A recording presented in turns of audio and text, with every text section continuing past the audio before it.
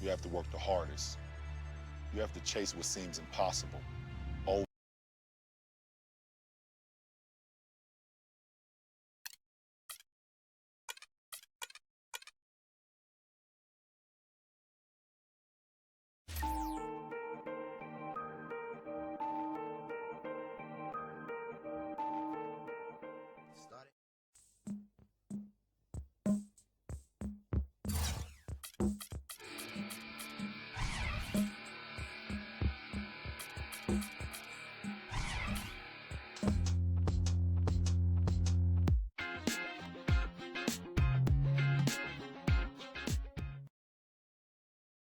And the starting group for the Spurs.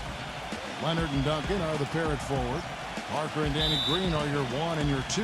And it's Splitter in at the 5 down low. And for Miami, at the forward spots, James and Haslam. Chalmers and D-Wade are the guards. And it's Bosch in at the 5. Now, here's Chalmers. D-Wade on the wing. And the bucket counts. He's on his way to the free throw line. Try to make it a three-point play.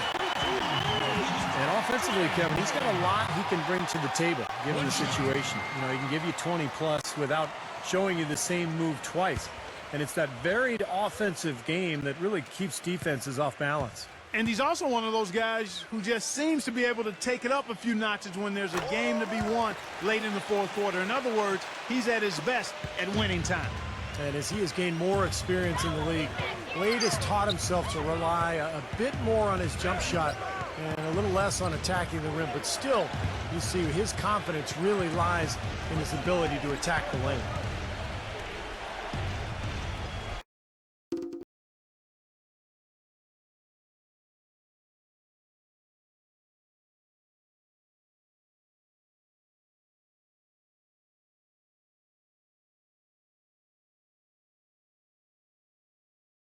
The other end. And here is Parker after LeBron James hitting the 3. And Norris Cole's going to pick up the foul. That's his first foul. You know, it's kind of easy to think the Heat will be a team that hurts you more in transition than behind the three-point line, but one of the strongest parts of this Heat team is their ability to hurt you from the arc. Here's what San Antonio's going with right now. Matt Bonner, he's checked in for Splitter. Diaw comes in for Tim Duncan. And it's Ginobili in for Kawhi Leonard. And a pleasure to watch him work at that end of the floor. Parker drives in. And he drops in the layup off the glass.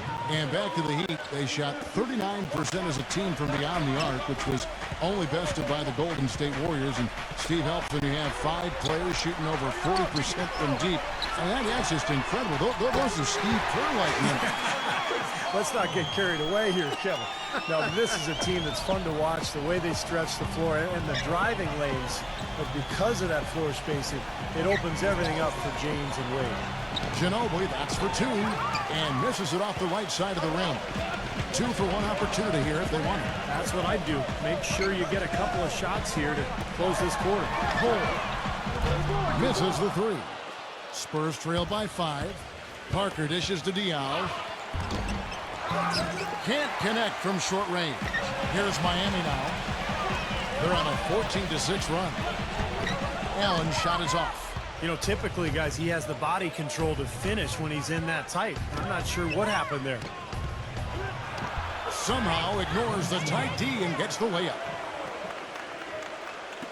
7 seconds left in the first quarter. On the wing, Battier feeds to LeBron. Miami no good on that time either. And so lots of scoring in that competitive. And so far it's been a closely contested game as we get the second quarter up and going. And a moment to look at the scoring approach in terms of where the points are coming from for the Heat. Well, they've definitely had the hot hand from the three-point line so far. Always nice to start out like that.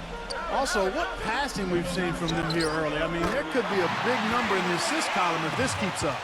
Well, Allen is the all-time leader in three-pointers made past Reggie Miller a couple of years ago. So, obviously, you have to worry about him out there. But what makes Allen so good is that he can also put the ball on the floor get into the paint and score at that mid-range area as well. And he really has a fondness for those corners. I mean, you just can't help off of him. Too much of a threat from out there. You've got to stay connected to him. And keeping us updated from the sideline, let's swing it over to Doris Burke for an update. Hi, Doris. Guys, Tony Parker summed up his role this way. Quote, the last 2 or 3 years, it's become my team. Pop is challenging me to become the franchise player. On Tony